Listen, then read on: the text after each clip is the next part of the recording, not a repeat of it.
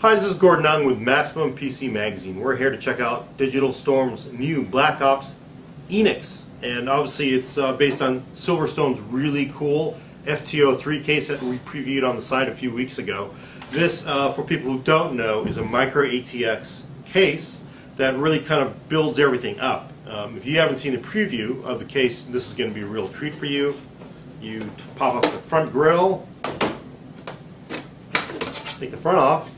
As you can see, everything goes straight up instead of out. So this takes up very little space. All the cables come out on the top, the power cable comes out on the side, and you can actually jam this into an incredibly small amount of desk space. Of course, you need a lot of space on top. One issue I will note that I didn't notice with the FTO3 a few weeks ago is when the top is on the case, you tend to want to put stuff on top. This has this grill, you probably don't want to do that. The other issue is these buttons are kind of easy to hit. So if you set your cup of coffee or your Diet Coke on here, you may reset your machine by accident. So watch out for that.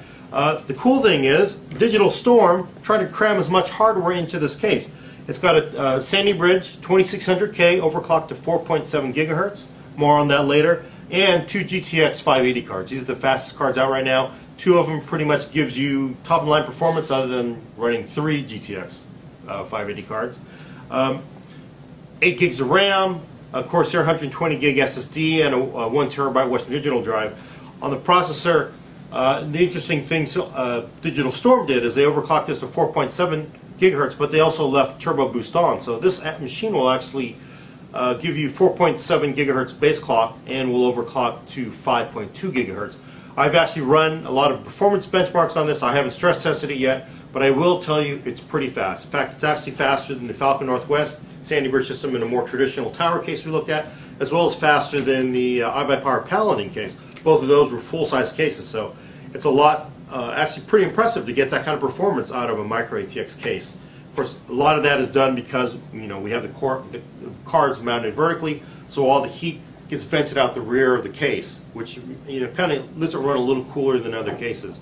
I will tell you though, it does get a little loud under load, especially when you're hammering both video cards a lot. Those cards do run up the RPM on the fans, so it does get a little loud. It's not a bad noise. It's not like a really shrill, small fan noise. It's kind of it's not bad, but I will tell you it's a little loud.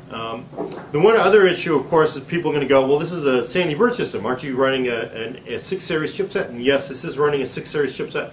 Like the Falcon system and like all the boards we reviewed. Of course, everyone who doesn't know, Intel and most of the OEMs and board makers we've talked to have basically said, hey, we're just going to replace all this stuff. So if you got this system, you can either buy the system now with this board, and later on Digital Storm will replace the board, or you can simply wait.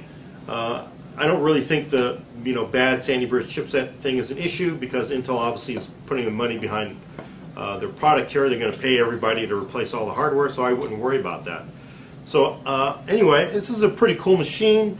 I really do want to stress this because I do want to see if Sandy Bridge will run stable at 5.2. You'll see more of that on MaximumPC.com. Anyway, this is Gordon with Maximum PC. We'll talk to you later.